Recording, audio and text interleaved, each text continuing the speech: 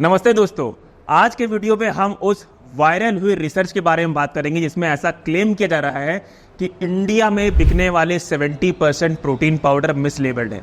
देखिए, इस रिसर्च से और कुछ प्रूफ हो ना हो, पर एक चीज़ ज़रूर प्रूफ होती है कि कितने डम्ब हैं हमारे इन्फ्लुएंसर जिन्हें रिसर्च को पढ़नी है नहीं, बस वीडियो बनाना है।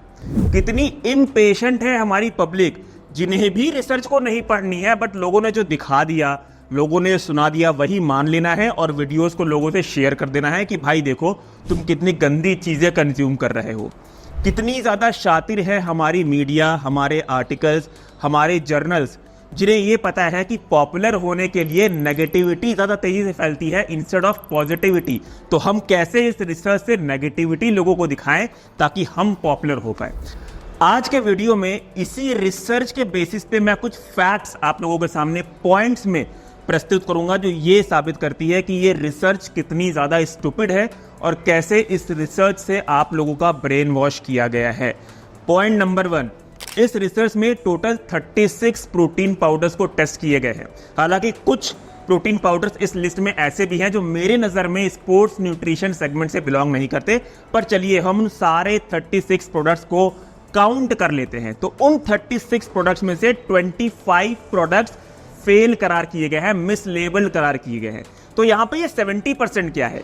यहाँ पे 70% पूरे इंडियन मार्केट का प्रोटीन पाउडर मिसलेबल नहीं पाया गया है। 70% सिर्फ इन 36 प्रोटीन पाउडर जिनकी टेस्ट किए गए हैं वो मिसलेबल पाए गए हैं। मतलब 25 protein powders out of 36 protein powder जो टेस्ट किए गए हैं वो मिसलेबल पाए गए हैं। तो इस 36 प्रोटीन पाउडर्स का 70% जो कि 25 एक बहुत ही छोटा नंबर होता है वो फेल हुए हैं। पूरे इंडियन मार्केट का 70% प्रोटीन पाउडर मिसलेबल नहीं पाया गया है।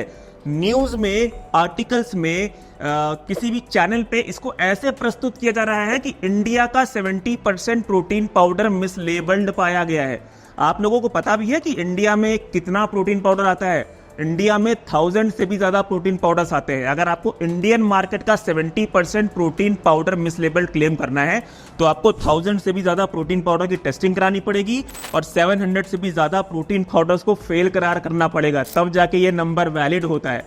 यार ये तो वही बात हो गई कि इंडिया में 1000 डिफरेंट तरीके के ब्रांड्स के राइस आते हैं, 1000 डिफरेंट ब्रांड्स के राइस आते हैं, पर मुझे जो है इंडिया के राइस मार्केट को नीचा गिराना था, इसलिए मैंने सिर्फ 36 डिफरेंट ब्रांड्स के राइस को उठाया, उनको टेस्ट किया, उनमें से 25 ब्रांड्स को फेल करार कर दिया और न्यूज़ में ये हेडलाइन फैला दी कि 70% इंडियन मार्केट में जो राइस बिकता है वो मिसलेबल्ड कहलाया जाता है। ठीक है, पॉइंट नंबर 2 की बात करें तो यहाँ पे हम मिसलेबलिंग की बात करेंगे। देखिए, जब भी आप प्रोटीन पाउडर किसी भी अच्छी लैब में, रेप्यूटेड लैब में टेस्टिंग के लिए देते हैं तो लेबोरेटरीज क्या करती हैं कि वो नाइट्रोजन कंटेंट के बेसिस पे प्रोटीन परसेंटेज जांचती हैं। ठीक है, और जितनी भी लेबोरेटरी है वो ये कहती है कि इस प्रोसेस में ±10% का वेरिएशन हो सकता है। मतलब एक एग्जांपल लेते हैं, अगर आपके पास कोई प्रोटीन पाउडर है जिसमें 80% प्रोटीन जो है ब्रांड क्लेम कर रही है, आपने इस प्रोटीन पाउडर का सैंपल 5 डिफरेंट लैब को दे दिया। लैब 1 में पाया गया 80% एक्यूरेट, लैब 2 में पाया गया 85%, लैब 3 में पाया गया 90%, लैब 4 में पाया गया 75% और लैब 5 में पाया गया 70%। तो यहाँ पे क्योंकि जो वेरिएशन है वो ±10% के अंदर ही है, इसलिए हम इसे मिसलेबल करार नहीं कर सकते, क्योंकि नाइट्रोजन प्रोटीन टेस्टिंग का ये स्टैंडर्ड है कि ±10% वेरिएशन एक्सेप्टेबल है, उसे हम एक्यूरेट मानेंगे और ये FSSAI भी एक्सेप्ट करता है। अगर आप इनकी रिपोर्ट देखेंगे तो इन्होंने ये 10% का वेरिएशन कंसिडर किया ही नहीं है, बल्कि बहुत सारे ऐसे प्रोडक्ट हैं जिसमें प्रोटीन परसेंटेज सिर्फ 0.3% कम पाया है, किसी में 0.5% कम पाया है, किसी में सिर्फ 0.7% कम पाया है। इन्होंने उन सारे प्रोडक्ट्स को फेल करार कर दिया है। अगर आप ये ±10% का वेरिएशन कंसिडर करेंगे तो उस रूल के हिसाब से, उस पैरामीटर के हिसाब से 36 प्रोडक्ट में से सिर्फ और सिर्फ 6 प्रोडक्ट्स ही फेल होते हैं। ये 6 प्रोडक्ट्स उस 36 प्रोडक्ट का हुआ मात्र 17%। अब आप खुद सोचिए कहां 17% और कहां 70%। पॉइंट नंबर 3, इस रिसर्च में बेसिक फंडामेंटल यानी कि बेसिक हाइजीन को फॉलो ही नहीं किया गया है, और वो शायद इसलिए क्योंकि जो रिसर्चर्स हैं उन्हें पता ही नहीं कि ये बेसिक फंडामेंटल क्या होता है। देखिए, जब भी आप प्रोटीन नाइट्रोजन कंटेंट बेसिस पे टेस्ट कराते हैं तो प्रोटीन दो फॉर्म में पाया जाता है। एक होता है प्रोटीन ड्राई बेसिस, एक होता है प्रोटीन एज इज बेसिस। इस रिसर्च का जो रिजल्ट आप देख रहे हैं उसमें यह बताया ही नहीं गया है कि प्रोटीन ड्राई बेसिस पे आया है या प्रोटीन जो है एज इज बेसिस पे आया है। देखिए, जितने भी ब्रांड्स इन्होंने टेस्ट किए हैं वो सारे ब्रांड्स अपने लेबल पे प्रोटीन ड्राई बेसिस पे डिक्लेयर करते हैं। तो अगर हम ये एज्यूम करें कि इनकी जो लैब टेस्ट रिपोर्ट है उसमें एज इज बेसिस से प्रोटीन आया है, तो हमें ड्राई बेसिस से पहले कैलकुलेट करना पड़ेगा। ड्राई बेसिस पे कैलकुलेट करने के लिए हमें सारे प्रोटीन पाउडर के प्रोडक्ट में 5% moisture on an average add करना पड़ेगा, जिससे सारे प्रोटीन पाउडर के जो है प्रोटीन परसेंटेज के रिजल्ट बढ़ जाएंगे, जो आप लोगों को मेरे स्क्रीन पर दिख रहा है। और उस हिसाब से जब हम इसे देखेंगे कि इसमें कौन से मिसलेबल्ड पाए गए हैं, तो सिर्फ और सिर्फ 2 ब्रांड के 3 प्रोडक्ट मिसलेबल कहलाए जाएंगे, जो कि हुए 8% of the 36 tested protein powder brand. मतलब कहां 8% मिसलेबल्ड और कहां 70% मिसलेबल्ड। पॉइंट नंबर 4, इस रिसर्च में ऐसा बोला गया है कि 70% प्रोटीन पाउडर तो मिसलेबल्ड पाए गए हैं क्योंकि उनमें प्रोटीन परसेंटेज क्लेम से कम है, पर जो रिमेनिंग 30% है उनमें प्रोटीन परसेंटेज क्योंकि ज्यादा पाया गया है। तो इसका यह मतलब है कि या फिर वो प्रोटीन पाउडर्स अच्छी क्वालिटी के हो सकते हैं या फिर उनमें अमीनो स्पाइकिंग हो सकती है। मतलब जो 70% मिसलेबल्ड कहलाए हैं वो तो पूरा बोल ही दिया गया है, जो 30% जिसमें ज्यादा पाए गए हैं उन्हें भी ये बेकार बोल रहे हैं। मतलब पूरा का पूरा 100% ये जो प्रोटीन पाउडर टेस्ट किया गया है ये सारे ही इन शॉर्ट बेकार है। देखिए, मैं आप लोगों को पहले बता चुका हूं कि प्रोटीन परसेंटेज कम पाना और ज्यादा पाना ऐसा इसलिए पॉसिबल है क्योंकि नाइट्रोजन कंटेंट का ये एक स्टैंडर्ड होता है कि ±10% वेरिएशन पाया जा सकता है। और एक चीज बहुत ही गौर फरमाने वाली ये है कि इनके प्रोटीन पाउडर्स के टेस्टेड लिस्ट में आपको एक प्रोडक्ट दिख रहा होगा, मसल टेक नाइट्रोटेक, जिसमें लगभग 12% प्रोटीन कंटेंट क्लेम से एक्स्ट्रा पाया गया है। ये 12% एक्स्ट्रा क्यों पाया गया आप लोगों को पता है?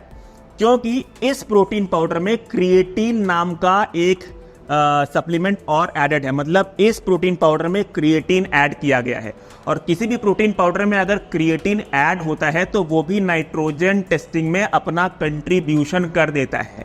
ये चीज तो रिसर्चर्स को पता ही नहीं होगी, इसीलिए तो उन्होंने ऐसा प्रोडक्ट भी इस लिस्ट में इंक्लूड किया, क्योंकि जिस भी प्रोटीन पाउडर में क्रिएटिन एडेड होता है उसमें आप प्रोटीन नाइट्रोजन कंटेंट के बेसिस पे एक्यूरेट है या नहीं ये क्लेम नहीं कर सकते, बल्कि उस प्रोटीन पाउडर की टेस्टिंग का एक्यूरेसी पता करने के लिए आपको अमीनो एसिड प्रोफाइल की टेस्टिंग करानी पड़ती है। बढ़ते हैं आगे और बात करते हैं पॉइंट नंबर 5 की, जिसमें हम हैवी मेटल्स के पैरामीटर को कवर करेंगे। तो ये जो रिसर्च हुई है, इस रिसर्च में जितने भी प्रोडक्ट्स की टेस्ट कराई गई हैं वो सारे प्रोडक्ट्स हैवी मेटल के टेस्टिंग को पास करते हैं। उसके बावजूद भी रिसर्च में दिखाया गया है कि they are contaminated with heavy metals. आपको मेरे स्क्रीन पे आर्सेनिक की FSSAI की सेफ लिमिट दिख रही होगी, और जिन 5 प्रोडक्ट्स में आर्सेनिक डिटेक्ट हुए हैं ट्रेस अमाउंट से, मतलब माइन्यूट अमाउंट में उसके रिजल्ट दिख रहे होंगे। सिमिलरली कैडमियम की सेफ लिमिट देखिए और उन 10 प्रोडक्ट्स के रिजल्ट देखिए जिसमें ये माइन्यूट क्वांटिटी में डिटेक्ट हुए हैं। सेम अप्लाइज फॉर लेड, उसकी भी सेफ लिमिट और टेस्ट में कितना पाया गया है वो आपको दिख रहा होगा। अब आप बोलेंगे कि चलो ठीक है, मान लेते हैं कि जो लेड हो गया, कैडमियम हो गया, आर्सेनिक हो गया, वो तो जो है ट्रेस अमाउंट में पाया गया है, बहुत ही माइन्यूट अमाउंट में पाया गया है जो FSSAI के सेफ लिमिट के अंदर है, पर जो कॉपर है वो तो अच्छा खासा वैल्यू में पाया गया है। तो डियर फ्रेंड्स, आप लोगों को बता दूं कि जो कॉपर है वो वे प्रोटीन में एक एडेड कंपोनेंट है। मतलब बहुत सारे सप्लीमेंट्स मैन्युफैक्चरर या बहुत सारी सप्लीमेंट कंपनी क्या करते हैं, अपने प्रोटीन पाउडर्स में विटामिन्स और मिनरल्स ऐड ऑन करते हैं। तो कॉपर एज अ मिनरल वो ऐड ऑन करते हैं जो हैवी मेटल के कंपोनेंट में डिटेक्ट हो जाता है। पॉइंट नंबर 6, एग्रीकल्चरल प्रोडक्ट्स में डेयरी प्रोडक्ट से ज्यादा हैवी मेटल का कंटैमिनेशन होता है। जी हाँ, आपके फ्रूट्स हो गए, वेजिटेबल्स हो गए, क्रॉप्स हो गए, पल्सेस हो गए, ग्रेन्स हो गए, इन सब में डेयरी से ज़्यादा हैवी मेटल्स के मिलने की संभावना है। अगर आप अपने घर में आए हुए डेली चीज़ों का जिनका आप सेवन करते हैं उनका हैवी मेटल्स का टेस्ट कराएंगे तो उनमें ये वे से भी ज़्यादा ट्रेसेस अमाउंट में पाया जा सकता है। ठीक है, तो यहाँ पे मैं आपको ये समझाना चाहता हूँ कि अगर आप ऐसा सोच रहे हैं कि अगर आप हैवी मेटल मुक्त खाना खा सकते हैं तो ये आपकी गलती है, क्योंकि हैवी मेटल ट्रेसेस में सब में थोड़ा थोड़ा पाया जा सकता है। इनफैक्ट जो आप सांस लेते हैं, ऑक्सीजन लेते हैं, उसमें भी हैवी मेटल है। जो आप पानी पीते हैं उसमें भी हैवी मेटल है। अगर आप बाजार से 5 मिनरल वाटर की बोतल खरीद के उनकी टेस्टिंग कराएंगे तो उसमें भी आपको हैवी मेटल के ट्रेसेस मिल सकते हैं। तो हैवी मेटल मुक्त जिंदगी आप नहीं जी सकते। हमें बस ये इंश्योर करना है कि टेस्टिंग में अगर किसी में हैवी मेटल ट्रेसेस में पाए गए हैं तो वो FSSAI के सेफ लिमिट के अंदर है, और अगर वो FSSAI के सेफ लिमिट के अंदर हैं तो वो सेफ फॉर कंज्यूम है। हम उन्हें ये नहीं बोल सकते कि भाई वो हैवी मेटल से कंटेमिनेशन है। अगर आप ऐसे बोलेंगे तो फिर आपको सांस लेना भी छोड़ना पड़ेगा और पानी पीना भी छोड़ना पड़ेगा। पॉइंट नंबर 7 जिसमें हम पेस्टिसाइड्स के बारे में बात करेंगे, तो एक तो इस रिसर्च में वैसे ही बहुत ही कम प्रोटीन पाउडर्स की टेस्टिंग कराई गई थी, और जितने भी 36 प्रोडक्ट की टेस्टिंग हुई थी उसमें से सिर्फ 3 ही प्रोटीन पाउडर्स ऐसे मिले हैं जिसमें पेस्टिसाइड्स पाया गया है। मतलब more than 90% sample below LOQ पाए हैं पेस्टिसाइड से। मतलब मोर देन 90% सैंपल में पेस्टिसाइड डिटेक्ट ही नहीं हुआ है। सिर्फ 3 प्रोटीन पाउडर से पेस्टिसाइड डिटेक्ट हुआ है, वो भी ट्रेसेस अमाउंट में। अगर आप इसे परसेंटेज में कन्वर्ट करेंगे तो वो 3 प्रोडक्ट इन 36 प्रोडक्ट्स के मात्र 8% हुए, यानी कि सिर्फ 8% प्रोटीन पाउडर्स में पेस्टिसाइड्स डिटेक्ट हुए हैं, वो भी ट्रेसेस में। यहाँ पे मैं आपको एक चीज़ फिर से बोलना चाहता हूँ, पेस्टिसाइड्स हमारे डेयरी प्रोडक्ट्स में बहुत ही कम मात्रा में हो सकते हैं, पर उससे ज़्यादा मात्रा में वो होते हैं हमारे फ्रूट्स में, हमारे वेजिटेबल्स में। अगर दूध जिससे वे प्रोटीन बनता है, अगर दूध में पेस्टिसाइड्स पहुँचता भी है तो वो कैसे पहुँचता है? भाई गाय तो पेस्टिसाइड पैदा करती नहीं है, गाय तो अपने ग्लैंड से दूध प्रोड्यूस करती है। ये पेस्टिसाइड आता है गायों के खाने से। इनडायरेक्टली हम भी वहीं से खाना खाते हैं ना, वहीं से हमारा भी खाना पैदा किया जाता है, उगाया जाता है। तो पेस्टिसाइड्स हो गया गाइस, ये भी आपके जो है एग्रीकल्चरल प्रोडक्ट्स में डेयरी से ज़्यादा होते हैं। अगर आप इस लिस्ट से घबरा रहे हैं तो आपको अपने घर में खाना पीना सब छोड़ना पड़ेगा। पॉइंट नंबर 8, इसी रिसर्च में ये साफ साफ लिखा गया है कि पेस्टिसाइड्स और harmful toxins dairy based supplement में, यानी कि डेयरी बेस्ड प्रोटीन पाउडर में पाए ही नहीं गए हैं, बल्कि ये पाए गए हैं प्लांट बेस्ड प्रोटीन पाउडर में। Which again proves my point कि हैवी मेटल का कंटेमिनेशन, पेस्टिसाइड्स, हार्मफुल टॉक्सिन्स ये डेयरी से ज़्यादा आपके एग्रीकल्चरल प्रोडक्ट्स में मिलते हैं। अगर आप फ्रूट्स कंज्यूम कर रहे हैं, वेजिटेबल्स कंज्यूम कर रहे हैं, क्रॉप्स, पल्सेस, ग्रेन्स, इनमें ये ज़्यादा होते हैं डेयरी बेस से। और आप खुद ही सोचिए, आप अपने पूरे दिन में डेयरी बेस्ड प्रोटीन पाउडर कितना कंज्यूम करते होंगे? 1 स्कूप या हार्डली 2 स्कूप, और ये अपना खाना कितनी बार कंज्यूम करते होंगे? तो अगर आप ऐसे ट्रेसेस अमाउंट से डरने लग जाएंगे तो फिर आपको सभी चीज़ छोड़नी पड़ेगी।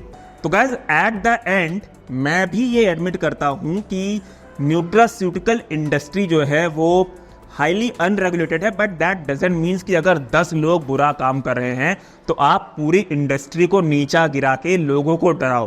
Protein powders are scientifically a very healthy dietary supplement, जिसे अगर आप केयरफुली चूज करेंगे तो वो आपको अपनी लाइफ में बेनिफिट ही बेनिफिट देगा। इसे केयरफुली चूज करने के लिए आप ब्लाइंड टेस्टिंग रिजल्ट देख सकते हैं ट्रस्टिफाइड चैनल पे, या फिर खुद भी आप आगे बढ़ के इसकी ब्लाइंड टेस्टिंग करा सकते हैं।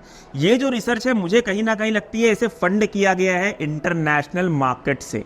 ऐसा क्यों लगता है? इसके 2 मेन रीजन है। देखिए, जब से इंडियन ब्रांड्स ने अपनी जो है वे प्रोटीन की मैन्युफैक्चरिंग स्टार्ट कर दी है, तब से इंटरनेशनल ब्रांड्स के प्रोटीन पाउडर्स की सेल्स काफी हद तक गिर गई। दूसरा और मेन इंपॉर्टेंट रीजन ये है कि इस रिसर्च में आपने हार्डली ही कुछ इंटरनेशनल ब्रांड्स को इंक्लूड किया है और मेजरली इंडियन ब्रांड्स की टेस्टिंग की है, पर उसके बावजूद भी जर्नल में ये साफ साफ कंक्लूड किया जा रहा है कि compare to multinational manufacturing brands, Indian protein brands were of lower quality associated with higher chances of contamination.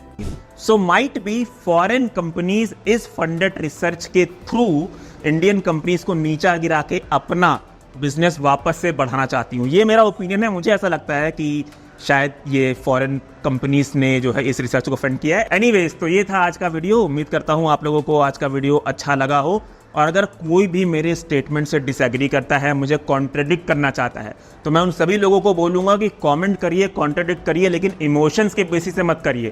Facts के बेसिस पे अगर करना है तो करिए, नहीं तो मत करिए।